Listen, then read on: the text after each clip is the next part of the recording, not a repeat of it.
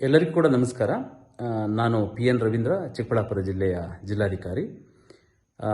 ನಾಳೆಯೂ ಕೂಡ ಶಾಲೆಗೆ ರಜೆ ಅಂತ ಹೇಳ್ಬಿಟ್ಟು ಒಂದು ಸುಳ್ಳು ಸುದ್ದಿ ಹಬ್ಬಿದೆ.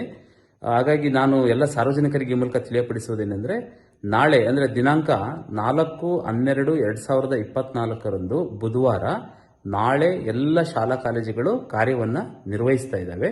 ಕೇವಲ ಸೋಮವಾರ ಮತ್ತು ಮಂಗಳವಾರ 2 ದಿನಗಳಿಗೆ ಮಾತ್ರ ಫೆಂಗಲ್ ಚಂಡಮಾರುತದ ಪರಿಣಾಮದಿಂದಾಗಿ ಮಕ್ಕಳ ಆರೋಗ್ಯದ ಹಿತದೃಷ್ಟಿಯಿಂದ ರಜೆಯನ್ನು ಘೋಷಣೆ ಮಾಡಲಾಗಿತ್ತು.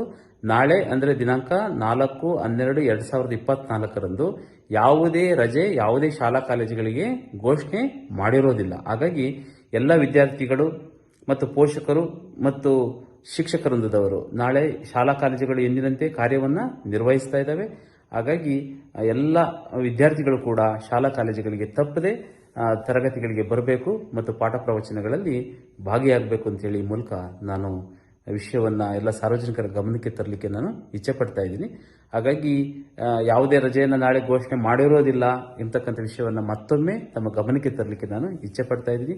ನಾಳೆ ಅಂದರೆ ದಿನಾಂಕ 4/12/2024 ಬುಧವಾರ ಎಂದಿನಂತೆ ಎಲ್ಲ ಶಾಲಾ ಕಾಲೇಜುಗಳು ಕೂಡ ನಡೀತವೆ. ಎಲ್ಲ ವಿದ್ಯಾರ್ಥಿಗಳು ತಪ್ಪದೆ ತರಗತಿಗಳಿಗೆ ಬನ್ನಿ, ಏನು ಪಾಠ ಪ್ರವಚನಗಳಲ್ಲಿ ತಾವು ತೊಡಗಿಸ್ಕೊಳ್ಬೇಕು ಅಂತ ಹೇಳ್ಬಿಟ್ಟು ತಮ್ಮನ್ನು ಕೋರ್ತಾ ಇದ್ದೀನಿ.